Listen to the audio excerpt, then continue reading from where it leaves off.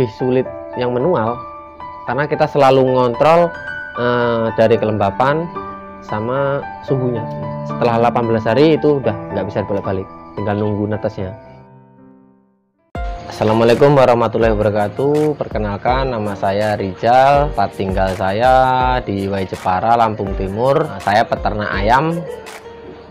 Nama channel saya Rizal SRG Farm. Jenis ayam indukan saya sendiri, saya memakai ayam kampung jenis petelur. Saya beternak ayam itu sebenarnya sudah lama, belum lama sih, dari 2007-2008 saya sudah beternak ayam, tapi ayam laga. Sempat berhenti, saya ke luar negeri kemarin, terus kembali lagi ke ayam pedaging di tahun 2018 sampai sekarang. Kalau untuk dibilang mudah mana, tentunya sama aja, cuman kalau ribet dan modalnya besar memang di pedaging. Kalau untuk diindukan modal sedikit ya nggak ribet, cuman agak lama untuk prosesnya. Kalau untuk tingkat produksi telur, indukan saya itu ada 20 ekor. Untuk setiap harinya itu ya kadang 12, kadang ya sampai 16. Tapi kalau untuk saya per minggu ya, untuk masukin di mesin tetes ini, per minggu itu tingkat produksi kurang lebih 85%, paling rendah 70% untuk indukan saya. Untuk tingkat fertilnya, kalau di indukan saya di jantan itu memang sekisaran 95% positif fertil, karena jamu-jamuan saya kuatkan untuk di jantan. Kalau kendalanya itu susahnya pas waktu mati lampu, kalau mati lampunya panjang.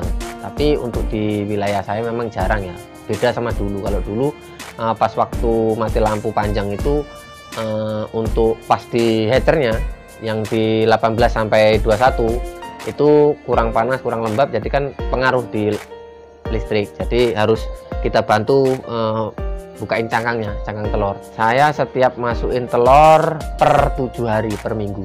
Per 7 hari saya masukin telur ke mesin tetes. Nah, di shelter ini di hari ketiga saya mulai teropong, saya bedakan mana yang fertil dan non fertil. Lalu di hari ke-18 saya pindah ke hatcher. Jadi 21 hari di mesin tetes.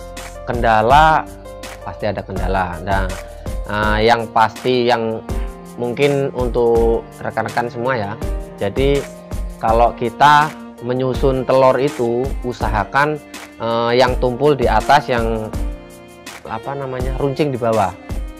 Jadi seperti ini, yang tumpul di atas, yang runcing di bawah, yang lonjong. Jangan sampai kebalik, karena di sini itu yang atas itu untuk rongga pernapasan. Kalau di telur, kalau telurnya dibalik ya dia pasti mati, nggak akan keluar embrionya. Terus untuk kendala mesin tetes yaitu tadi dari kontrol kelembapan, kontrol suhu harus benar-benar efektif, harus benar-benar teliti, dan kalau mati lampu harus benar-benar selalu dikontrol. Kalau untuk telur retak tidak bisa ditetesin, tidak bisa, karena itu mengganggu. Pasti nggak jadi internya kan. Kita masukin hari pertama, hari ketiga itu kita sampling untuk telur fertil dan non fertil, dan kita harus teliti juga walaupun itu fertil, tapi kalau ada retak itu mending nggak usah dimasukin, karena otomatis itu nggak bakal jadi, nggak bakal bisa menetas, nanti pengaruh di yang lain. Kalau di tempat saya memang saya tidak pernah membersihkan telur, jadi saya kan jenisnya nestbox, bukan yang tempat ngeramnya itu bukan kayak yang di tarangan itu, bukan. Saya jenis nestbox, jadi begitu ayam bertelur langsung ke luar ke nestbox itu. Untuk telur yang kotor itu nggak saya bersihkan, cuman bisa dibersihkan memakai lap basah, yang penting airnya air hangat. Kalau untuk telur ayamnya itu saya simpen dulu selama 7 hari. Jadi per 7 hari per minggu saya masukin telur ke mesin tetes, dan selama 7 hari itu saya simpan dulu. Untuk penyimpanan yang penting jauh dari terik matahari dan di dalam ruangan usahakan. Setelah 7 hari baru dimasukin ke shelternya, mesin tetes. Kalau dulu saya memakai manual. Kalau di manual itu ya mungkin kalau kita punya waktu longgar, kita sempat ya memang sempat sih sehari 3 kali untuk bolak-balik telur itu, cuman kan kita ribet. Kadang ada waktu lain, kesibukan lain, tapi kalau ada waktu luang ya enak untuk mesin manual karena lebih murah harganya. Dan untuk mesin tetes ini yang saya pakai otomatis itu memang ya kita tinggal masukin 3 hari kita sampling fertil dan non fertil, setelah itu 18 hari kita pindah ke hatcher. Kalau menurut saya ya enak yang otomatis seperti ini kalau memang waktunya kita sangat singkat. Kalau ada waktu kita khusus di peternakan ya memang enak manual karena skala rumahan, tapi kalau untuk skala besar ya harus pakai otomatis. Kalau untuk yang manual nggak sulit sih, karena kan yang penting kita selalu kontrol. Lebih sulit yang manual karena kita selalu ngontrol dari kelembapan sama suhunya. Kalau tingkat persentase untuk perbedaan di telur mesin tetas otomatis dan manual sebenarnya sama aja. Saya pakai manual ya 95%, pakai ini ya 95%. Kalau menurut saya sama aja. Kalau di manual 1-3 hari kita sampling, 3-18 hari kita bolak-balik setiap pagi, siang, sore, malam.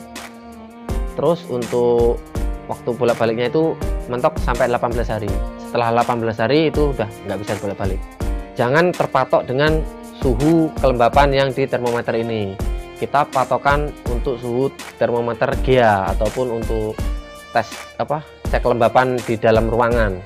Jadi jangan terpatok dengan termometer yang di luar. Nah, kalau kita terpatok dengan termometer yang di luar, otomatis sama yang di dalam itu pasti ada perbedaan. Jadi pasti kalau kita matokin di sini, ntar untuk tingkat penetasannya itu nggak sempurna. Kalau kita masukin 10, kita netes 7 itu udah alhamdulillah. Makanya kalau manual itu harus benar-benar teliti untuk mengontrol suhu dan kelembapan. Untuk teman-teman yang baru masuk ke peternakan, kalau memang budgetnya skala rumahan, itu ya pakai mesin tetas yang manual, tapi kita bisa buat sendiri. Tapi harus benar-benar uji coba yang efektif. Terus kita selalu kontrol untuk di mesin tetas itu kelembapan ataupun suhu. Tapi kalau memang budgetnya itu ada, silahkan beli yang otomatis. Jadi kita tentunya lebih mudah, pasti jadi, nggak mungkin nggak, pasti menetas, dan tentunya modalnya ya banyak. Teman-teman semua, mungkin sekian ya video kali ini untuk sedikit cuplikan pemberian visi misi untuk telur tetas, untuk membedakan fertil dan non fertil, untuk perbedaan mesin tetas otomatis dan manual. Mungkin video kali ini cukup sampai sini. Semoga bermanfaat untuk kita semua. Ada kurang lebihnya saya minta maaf. Saya akhiri, wassalamualaikum warahmatullahi wabarakatuh.